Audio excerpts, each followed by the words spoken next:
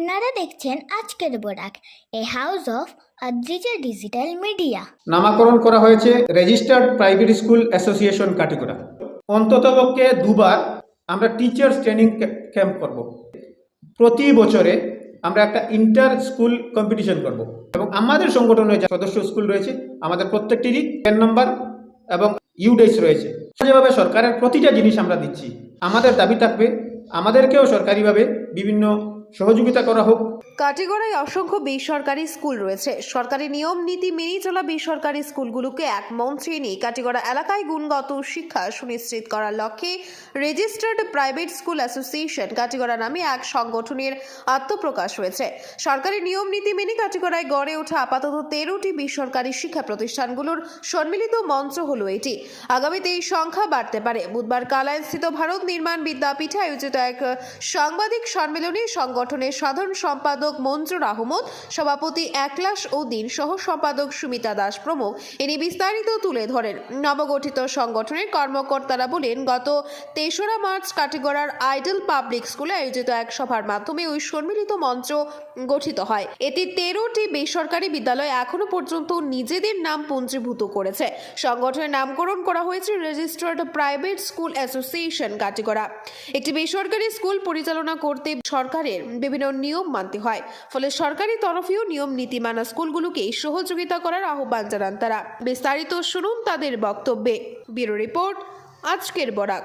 আমরা এখানে যারা আছি, আমরা কাটিগড়া এলাকার বিভিন্ন বেসরকারি স্কুলের আমরা স্কুল কর্তৃপক্ষ ম্যানেজমেন্টের লোক এখানে আছি।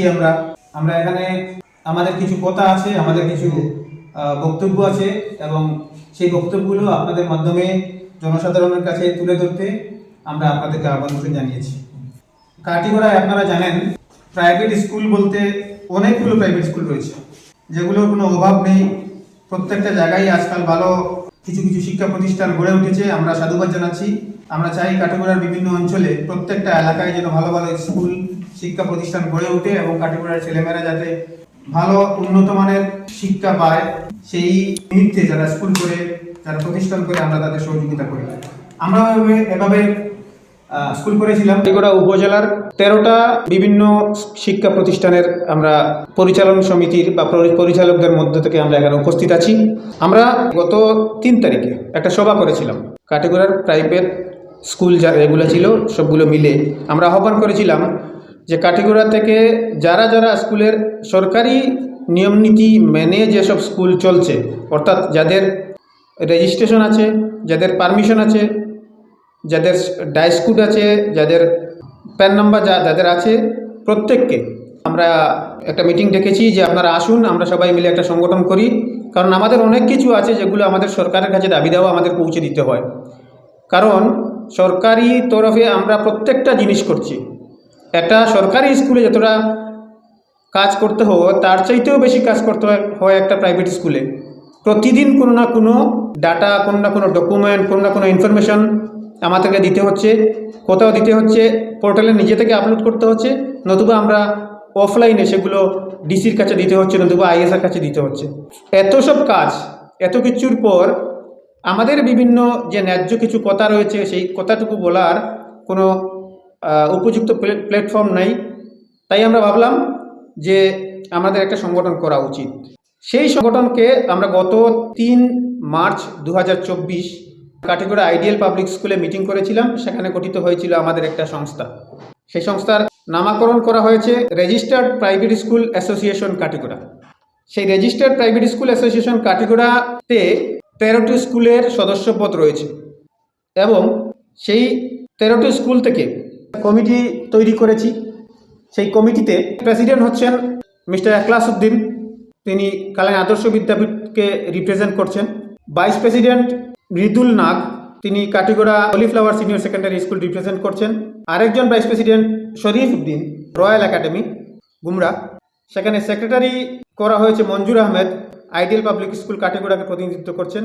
অ্যাসিস্ট্যান্ট সেক্রেটারি শুভজিৎ পাল এবং এখানে রয়েছেন আরও মেম্বার 8 জন প্রত্যেকটা স্কুল থেকে। মানিক দাস, সরস্বতী বিদ্যানিকেতন কালাইন, আব্দুল বাসিত, মজো central school Kalain, Narottam Chakraborty, Vivekananda Vidyapith Gumra, Shahabuddin, Jupiter high school, Shamsuddin universal high school, Soumya Bhattacharya Pragati Vidyaniketan Katigora, Ahmed Ali Barbhuiya scholar academy Jalalpur এবং Shamim Ahmed ideal public school Katigorah.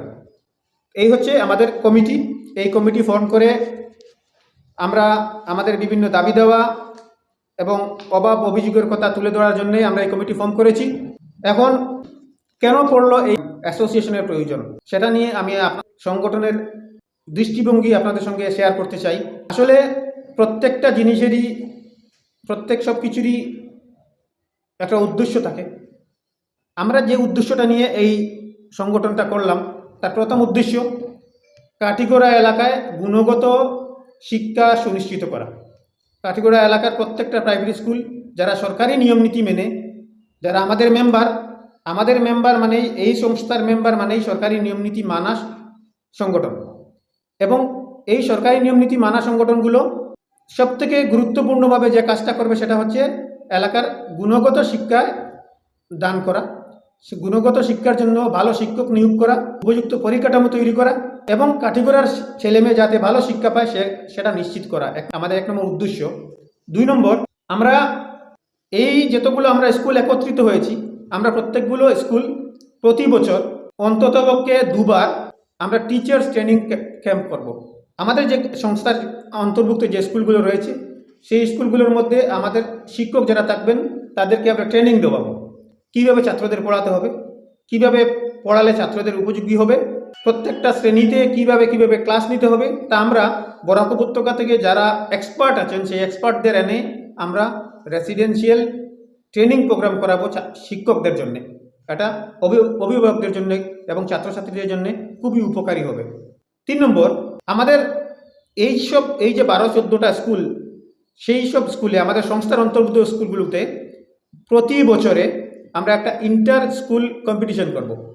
সেখানে ছাত্রছাত্রীদের সোশিও কালচারাল এবং স্পোর্টস রিলেটেড যে ব্যাপারগুলো থাকবে সেগুলো আমরা কম্পিটিশন করব, সো দ্যাট তারা বিভিন্ন জায়গায় গিয়ে আরও ভালো ফল করতে পারে। আমার স্কুলের ছাত্র অন্য স্কুলের সঙ্গে খেলবে, অন্য স্কুলের ছাত্র আমার সঙ্গে খেলবে। এই খেলাধুলাগত যে আদান প্রদান, সেটা আমরা প্রতি বছর একবার করব। তাছাড়া আমরা যেভাবে সরকারের প্রতিটা জিনিস আমরা দিচ্ছি, আজকে আমাদের এইসব স্কুলগুলোর মধ্যে রয়েছে ইউডাইস, আমাদের সবার রয়েছে, যে ইউডাইসটা আজকাল খুব বেশি জরুরি। ইউডাইস ছাড়া কোনো ছাত্র কোনো ছাত্রী তার ভবিষ্যৎটা সেইভাবে সুরক্ষিত নয়। ইউডাইস আছে আমাদের প্রত্যেকের। আমাদের রয়েছে স্টুডেন্টের pan number, permanent education number. এই পার্মানেন্ট এডুকেশন নাম্বার ছাড়া আজকাল কোনো ছাত্র সুরক্ষিত নয়, কারণ পার্মানেন্ট এডুকেশন নাম্বার দিয়ে নাম্বারের সঙ্গে তার আধার কার্ডের লিঙ্ক হবে। তার আধার কার্ড এবং পার্মানেন্ট নাম্বার, আধার কার্ড যেভাবে আমাদের প্রত্যেকের জরুরি, পার্মানেন্ট এডুকেশন নাম্বারটা জরুরি। এবং এই পার্মানেন্ট এডুকেশন নাম্বারের মাধ্যমেই সে প্রাইমারি স্কুল শেষ করবে, মিডিল স্কুল শেষ করবে, আপার প্রাইমারি, হাই স্কুল এবং কলেজ সবগুলো, তার ইউনিভার্সিটি লেভেল পর্যন্ত একটা স্টুডেন্টের এই প্যান নাম্বার থাকতে হবে, খুব জরুরি। এবং আমাদের সংগঠনে যারা সদস্য স্কুল রয়েছে, আমাদের প্রত্যেকটিরই এই প্যান নাম্বার এবং ইউডাইস রয়েছে। সুতরাং আমরা এত সব করছি যখন সরকারের কাছে, আমাদের দাবি থাকবে আমাদেরকেও সরকারিভাবে বিভিন্ন সহযোগিতা করা হোক। যেমনটা বইয়ের ক্ষেত্রে আমরা খুব অসুবিধার সম্মুখীন হই যখন বইগুলো পাওয়া যায় না। সরকারি টেক্সট বই যেগুলো আমরা সেবার যে সিলেবাসগুলো আমরা 9-10 আমাদের বিশেষ করে ফলো করতে হয়, বা কোনো স্কুলে আমাদের নিচের অংশেও আমরা ফলো করি, সেই সময় আমরা বই পাই না। তো আমাদের সরকারের কাছে দাবি থাকবে এগুলো যাতে আমাদের দেওয়া হয়। তাছাড়া আমরা খুব শীঘ্রই আমাদের দাবি দাবা নিয়ে আমরা কাছাড়া জেলা শাসকের সঙ্গে সাক্ষাৎ করব এবং বক্তব্য আমরা তুলে ধরব। যেমন অফিসারদেরও সংগঠন রয়েছে, অটোওয়ালাদেরও সংগঠন রয়েছে, চিকিৎসকদের সংগঠন রয়েছে, প্রত্যেকটা জীবন জীবিকার সঙ্গে জড়িত যেসব মানুষ তাদের বিভিন্নভাবে সংগঠন রয়েছে। তো সেই থেকে আমরা ভাবলাম যে আমাদের একটা সংগঠন করা উচিত। তাছাড়া আমরা বিভিন্নভাবে নিষ্পেষিত হচ্ছি বলা যায়, যেমন আমাদেরকে দিয়ে সরকারিভাবে যেসব কাজকর্ম করানো হচ্ছে তার বিনিময়ে আমরা কিছুই পাচ্ছি না। সুতরাং আমাদের উচিত একটা সংগঠন তৈরি করা। তাছাড়া মানুষকে বিপথে পরিচালিত করতে কিছু শক্তি ইদানিং খুব মাথাচড়া দিয়ে উঠেছে। তো সেসব মানুষকে যাতে বিভ্রান্ত করতে না পারা যায়, এবং আমাদের কাটিগড়ার যে ভাবি প্রজন্ম, ভবিষ্যৎ প্রজন্ম, যাদেরকে বিভিন্নভাবে বিভ্রান্ত করার চেষ্টা চলছে, তাদেরকে আমরা সঠিক পথে নিয়ে যেতেই আজকে আমাদের এই সংস্থার জন্মের একটা অন্যতম কারণ। আপনারা দেখছেন আজকের Borak, a house of Adrija digital media.